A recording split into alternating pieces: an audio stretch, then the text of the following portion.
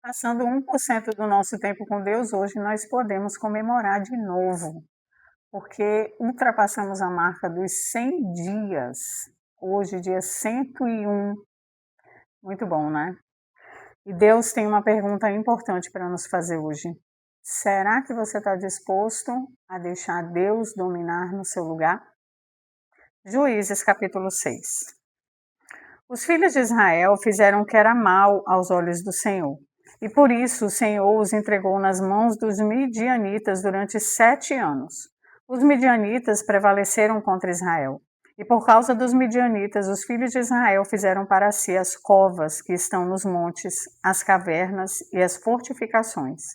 Porque cada vez que os israelitas semeavam, os midianitas, os amalequitas e os povos do Oriente os atacavam.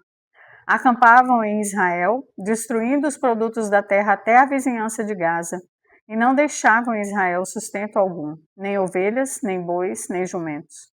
Pois vinham com o seu gado e as suas tendas como uma nuvem de gafanhotos. Eram tantos que não podiam contar, nem a eles, nem aos seus camelos, e entravam na terra para destruir. Assim Israel ficou muito debilitado com a presença dos midianitas. Então os filhos de Israel clamaram ao Senhor. Quando os filhos de Israel clamaram ao Senhor por causa dos midianitas, o Senhor lhes enviou um profeta e lhes disse: Assim diz o Senhor Deus de Israel: Eu tirei vocês do Egito, da casa da servidão. Eu os livrei das mãos dos egípcios e das mãos de todos os opressores. Eu os expulsei e dei a vocês a terra deles, e lhes disse: Eu sou o Senhor, o Deus de vocês. Não adorem outros deuses dos amorreus, em cuja terra vocês estão morando. Mas vocês não deram ouvidos à minha voz. Então o anjo do Senhor veio e sentou-se debaixo do carvalho que está em Ofra, que pertencia a Joás, da família de Abiezer. Gideão, filho de Joás, estava malhando trigo no lagar, para pôr a salvo dos midianitas. Então o anjo do Senhor lhe apareceu e lhe disse: O Senhor está com você, homem valente.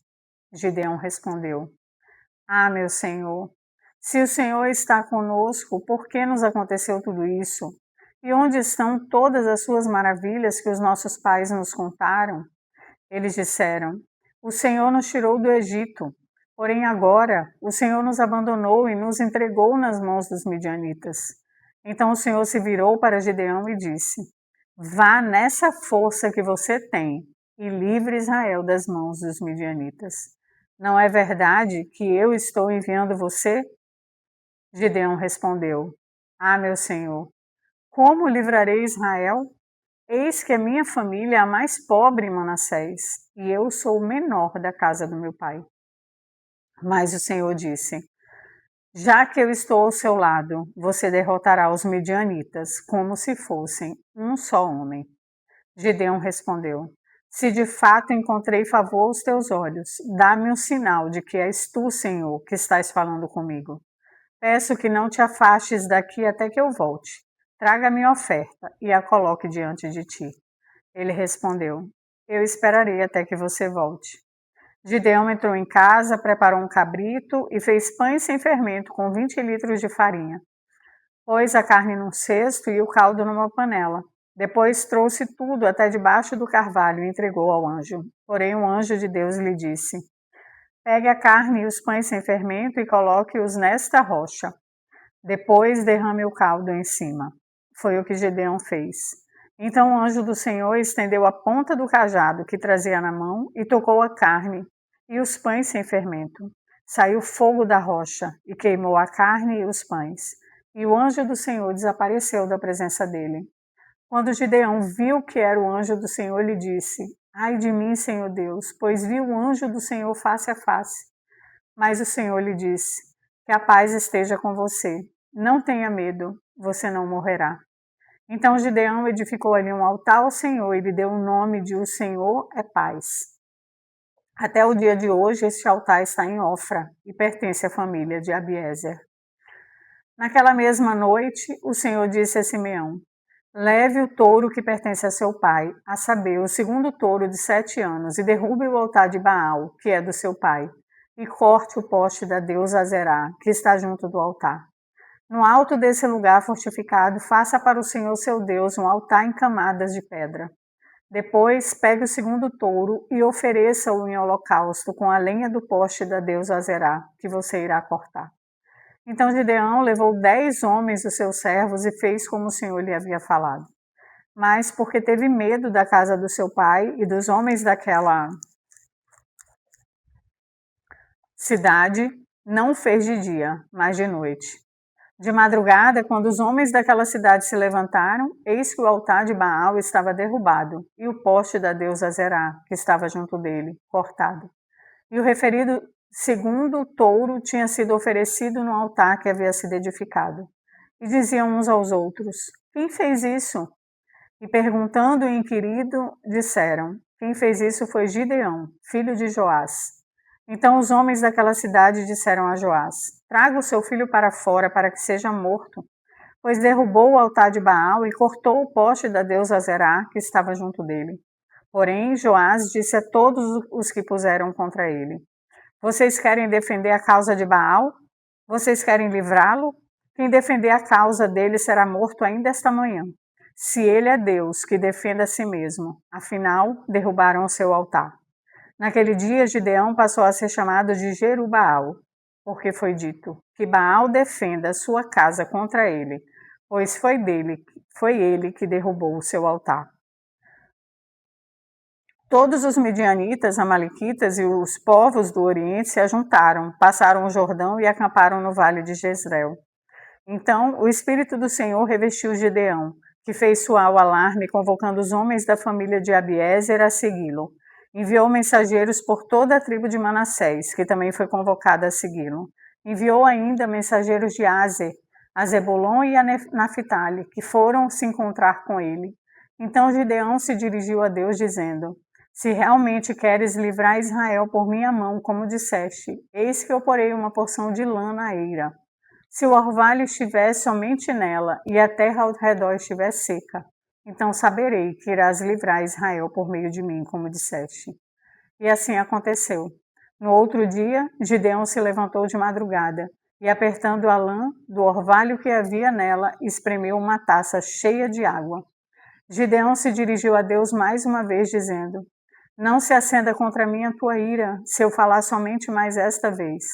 Peço-te que me deixes fazer mais uma prova com a lã, que desta vez só a lã esteja seca e que haja orvalho na terra ao redor dela. E Deus assim o fez naquela noite, pois só a lã estava seca e sobre a terra ao redor dela havia orvalho. Essa história me faz lembrar de Ló, quando foi chamado para sair de Sodoma. Olhou lá para aquele monte e falou: tá longe demais, deixa eu ficar nessa cidadezinha aqui mais perto. Assim também foi com Gideão. Quando Deus chama Gideão, ele diz: mas Senhor, eu sou o mais pobre e o menor. Por que nós estamos sempre questionando Deus sobre aquilo que Ele fala sobre nós?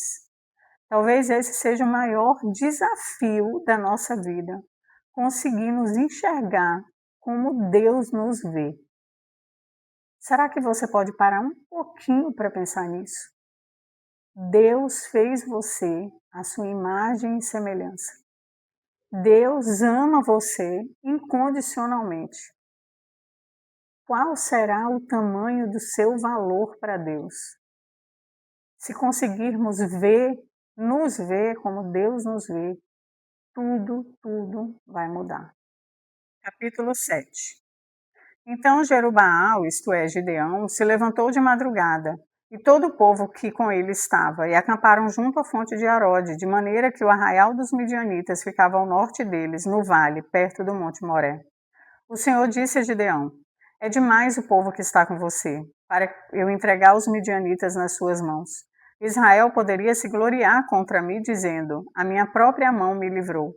Portanto, anuncia ao povo o seguinte: quem estiver assustado e com medo, saia da região montanhosa de Gileade e volte para casa. Então 22.000 homens voltaram e 10.000 ficaram. Então o Senhor disse a Gideão: ainda há povo demais. Faça-os descer até as águas, e ali eu os provarei para você. Aquele de quem eu disser: este irá com você, este de fato irá com você. Porém, todo aquele que eu disser, este não irá com você, esse não irá. Gideão fez com que os homens descessem até as águas. Então o Senhor lhe disse: todos os que lamberem a água com a língua, como faz o cachorro, este você deve pôr à parte, separando-os daqueles que se ajoelharem para beber. O número dos que lamberam, levando a mão à boca, foi de 300 homens. Todos os outros se ajoelharam para beber água. Então o Senhor disse a Gideão: com esses 300 homens que lamberam a água, eu livrarei vocês, e entregarei os midianitas nas suas mãos. Diga a todos os outros que voltem para casa. Os 300 homens pegaram as provisões e as trombetas dos outros. Gideão mandou todos os homens de Israel, cada um à sua tenda. Porém, reteve consigo os 300 homens. O arraial dos midianitas estava debaixo dele no vale. Naquela mesma noite o Senhor lhe disse: levante-se e ataque o arraial, porque eu entregarei nas suas mãos. Se você ainda estiver com medo de atacar, desça ao arraial com o seu ajudante, Ura, e ouça o que eles dizem. Então você ganhará coragem e atacará o arraial. Gideão desceu até a vanguarda do arraial com o seu ajudante Pura. Os midianitas, os amalequitas e todos os povos do Oriente cobriram o vale com uma nuvem de gafanhotos. Os camelos deles eram uma multidão inumerável, como a areia que está na praia do mar. Quando Gideão se aproximou, eis que certo homem estava contando um sonho a seu amigo. Ele dizia: tive um sonho. Eis que um pão de cevada vinha rolando dentro do arraial dos midianitas. Bateu contra a tenda, de maneira que esta caiu. Se virou de cima para baixo e ficou estendida no chão.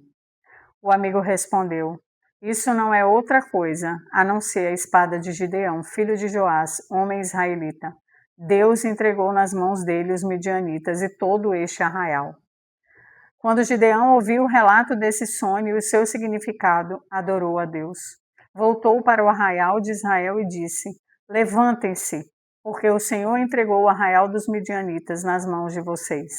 Então repartiu os 300 homens em 3 companhias e entregou a cada homem uma trombeta, um cântaro vazio, com uma tocha dentro dele, e lhes disse: olhem para mim e façam como eu fizer.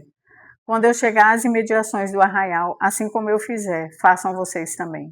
Quando eu tocar a trombeta e todos os que comigo estiverem, então vocês também tocarão a sua trombeta ao redor de todo o arraial e dirão: pelo Senhor e por Gideão. Gideão e os 100 homens que estavam com ele chegaram às imediações do arraial por volta da meia-noite, pouco tempo após a troca das guardas. Tocaram as trombetas e quebraram os cântaros que tinham nas mãos. Assim, as 3 companhias tocaram as trombetas e despedaçaram os cântaros. Seguravam a tocha na mão esquerda e a trombeta na mão direita e gritavam: uma espada pelo Senhor e por Gideão. E cada um permaneceu no seu lugar ao redor do arraial. Todo o exército dos midianitas começou a correr, a gritar e a fugir. Ao soar das 300 trombetas, o Senhor tornou a espada de um contra o outro, e isso em todo o arraial, que fugiu na direção de Zererá, até Bet-sita, até a divisa de Abiel-Meolá, perto de Tabate. Então os homens de Israel, de Naphtali, de Ásia e de todo Manassés foram convocados e perseguiram os midianitas. Gideão enviou mensageiros de todas as montanhas de Efraim, dizendo: desçam para atacar os midianitas e impedir que eles passem pelas águas do Jordão até Bet-bará. Assim, todos os homens de Efraim foram convocados, e eles cortaram a passagem dos midianitas pelas águas do Jordão até Bet-bará. E prenderam 2 príncipes dos midianitas, Oreb e Zeeb. Mataram Oreb no rochedo rochedo de Oreb, e mataram Zeeb no lagar de Zeeb. Perseguiram os midianitas e trouxeram a cabeça de Oreb e a cabeça de Zeeb a Gideão, do outro lado do Jordão. Vamos emendar no 8. Então os homens de Efraim disseram a Gideão: que é isso que você fez conosco, não nos chamando quando foi lutar contra os midianitas? E discutiram fortemente com ele. Porém ele lhes disse: que mais fiz eu agora do que vocês? Não é fato que os poucos cachos de uvas deixados por Efraim são melhores do que toda a colheita de Abiezer? Deus entregou nas mãos de vocês os príncipes dos midianitas, Oreb e Zeebe. O que pude eu fazer em comparação com o que vocês fizeram? Depois dele dizer isso, abandonou-se a ira deles contra Gideão.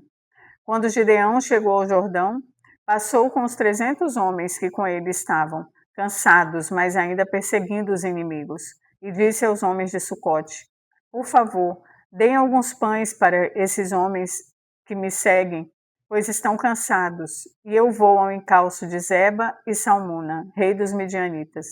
Porém, os chefes de Sucote disseram: Será que você já tem Zeba e Salmuna em seu poder, para que demos pão ao exército que está com você? Então Gideão disse: Por isso, quando o Senhor entregar Zeba e Salmuna nas minhas mãos, rasgarei a carne de vocês com espinheiros e outras plantas do deserto. Dali Gideão foi a Penuel e fez o mesmo pedido aos homens daquele lugar. Mas esses de Penuel lhe responderam como os homens de Sucote que haviam respondido. Por isso também falou os homens de Penuel, dizendo: Quando eu voltar em paz, derrubarei essa torre. Ora, Zeba e Salmuna estavam em Cacor, com os seus exércitos, uns 15.000 homens, todos os que restaram do exército de povos do Oriente, pois 120.000 homens que puxavam da espada tinham sido mortos. Gideão foi pelo caminho dos nômades, a leste de Nobá e Jogbeá, e atacou aquele exército de surpresa. Zeba e Salmuna fugiram, mas Gideão os perseguiu. Ele prendeu os 2 reis dos midianitas, Zeba e Salmuna, e deixou todo aquele exército em pânico. Quando Gideão, filho de Joás, voltou da batalha pela subida de Eres, prendeu um moço de Sucote e lhe fez perguntas.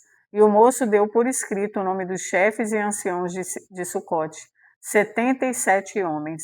Então Gideão foi falar com os homens de Sucote e lhes disse: Vejam, aqui estão Zeba e Salmuna, a respeito dos quais vocês zombaram de mim, dizendo: Será que você já tem Zeba e Salmuna em seu poder para que demos pão aos seus homens cansados?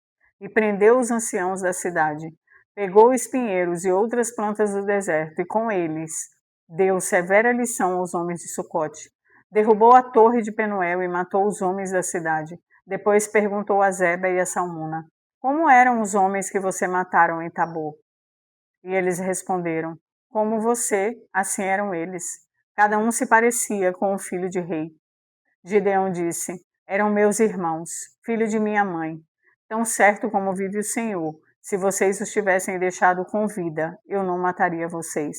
E disse a Jéter, seu primogênito: Levante-se e mate-os. Porém o moço não arrancou da sua espada, porque teve medo, pois ainda era jovem. Então Zeba e Salmuna disseram: Venha você mesmo e nos mate, pois o homem é conhecido por sua valentia. Gideão foi, matou Zeba e Salmuna, e pegou os ornamentos em forma de meia-lua que estavam no pescoço dos camelos deles. Então os homens de Israel disseram a Gideão: Domine sobre nós, tanto você como seu filho e o filho do seu filho, porque você nos livrou do poder dos midianitas. Porém, Gideão lhes disse: Não dominarei sobre vocês, nem tampouco meu filho dominará sobre vocês. O Senhor Deus dominará sobre vocês. E Gideão continuou: Mas quero fazer um pedido, que cada um de vocês me dê argolas do seu despojo. É que os midianitas tinham argolas de ouro, pois eram ismaelitas. E então eles responderam: De bom grado as daremos. E estenderam uma capa, e cada um deles colocou ali uma argola do seu despojo. O peso das argolas de ouro que pediu foi de uns 20 quilos de ouro, sem contar os ornamentos em forma de meia-lua, os pendentes e as roupas de púrpura que os reis dos midianitas usavam, e sem contar os ornamentos que os camelos traziam no pescoço. Disso Gideão fez uma estola sacerdotal e a pôs na sua cidade em Ofra. E todo Israel se prostituiu ali, adorando essa estola. E isso veio a ser um tropeço para Gideão e toda a sua casa. Assim, os midianitas foram subjugados pelos filhos de Israel e nunca mais levantaram a cabeça. E a terra ficou em paz durante 40 anos nos dias de Gideão. Jerubaal, filho de Joás, retirou-se e ficou morando em sua casa. Gideão teve 70 filhos, todos provindos dele. porque tinha muitas mulheres. A sua concubina, que morava em Siquém, lhe deu também à luz um filho, e ele lhe deu o nome de Abimeleque. Gideão, filho de Joás, morreu em boa velhice e foi sepultado no túmulo de Joás, seu pai, em Ofra, cidade da família de Abiezer. Depois que Gideão morreu, os filhos de Israel voltaram a se prostituir com os Baalaíns e puseram Baal-berite por Deus. Os filhos de Israel não se lembraram do Senhor, seu Deus, que os havia livrado do poder dos inimigos ao redor. Também não usaram de bondade com a casa de Jerubaal, a saber, Gideão, segundo todo o bem que ele tinha feito a Israel. Gideão, sem nenhuma dúvida, foi um grande homem usado por Deus. Conquistou, foi corajoso, mas ele esqueceu do legado. Ele esqueceu de cumprir a promessa que ele mesmo fez quando ele foi chamado para dominar a terra. Ele respondeu: eu não dominarei sobre vocês, nem os meus filhos dominarão sobre vocês, o Senhor Deus dominará sobre vocês. Ele esqueceu de um detalhe. Ele esqueceu que quando Deus domina um povo, ele usa um líder para ser o guia daquele povo. Gideão aqui, ele de alguma forma abre mão da sua responsabilidade em relação ao legado. Quando ele faz uma estola e apresenta para o povo adora aquele item, aquela coisa. O povo já começa a pecar ali enquanto Gideão vive. E a história não fala nada contra isso, pelo contrário, fala que aquela estola veio a ser um tropeço para Gideão e para a sua casa. Nós precisamos vigiar quando estamos no caminho de Deus, quando estamos usufruindo das suas bênçãos, como já experimentamos do seu poder.